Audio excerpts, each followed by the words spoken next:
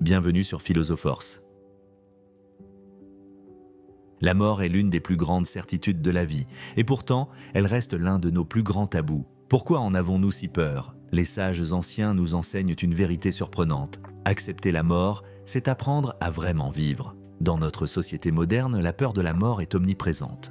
Nous investissons dans des technologies pour prolonger la vie. Nous redoutons le vieillissement et les crises sanitaires nous rappellent sans cesse notre fragilité.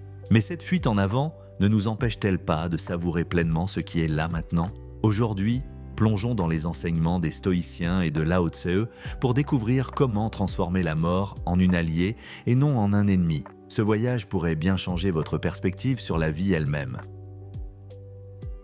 Mort et immortalité. Apprendre à accepter la mort selon les grandes philosophies du passé. Partie 1. Le stoïcisme et la mort, Memento Mori.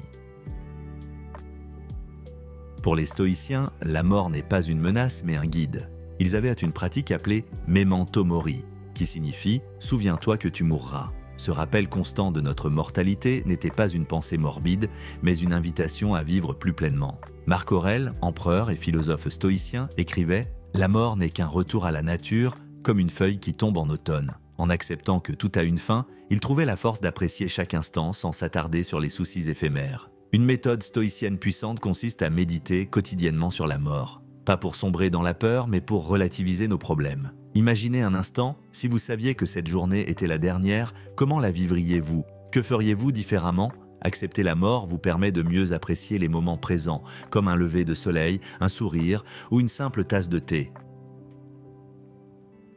Partie 2. Lao Tse et l'impermanence de la vie. Lao Tse, dans ses enseignements taoïstes, voyait la mort comme une partie naturelle du grand cycle de la vie. Ce qui naît doit mourir, ce qui meurt retourne à la source. Pour lui, la mort n'est pas une fin, mais un passage, une transformation. Il utilisait souvent des métaphores pour illustrer ce concept. Par exemple, la rivière qui retourne à l'océan. Chaque goutte d'eau continue d'exister, mais sous une autre forme. La vie et la mort sont simplement des étapes de ce grand flux. Pratiquer le lâcher-prise est une clé taoïste pour mieux accepter l'impermanence. Passer du temps dans la nature et observer ses cycles. Regarder les feuilles tomber en automne ou contempler les marées montantes et descendantes. Ces phénomènes naturels nous rappellent que tout change et que c'est dans cette transformation que réside la beauté. Prenez un moment pour méditer sur ces cycles. Imaginez-vous comme une feuille sur un arbre, un jour prête à rejoindre la terre pour nourrir ce qui viendra après. Ce simple exercice peut apporter une grande paix face à l'inévitable. Partie 3. Accepter la mort pour mieux vivre. Les stoïciens et les taoïstes convergent sur un point essentiel. La mort, loin d'être une ennemie, est un rappel précieux de la valeur de la vie. Les stoïciens nous apprennent à l'accepter comme inévitable, tandis que les taoïstes nous invitent à la voir comme une transformation naturelle.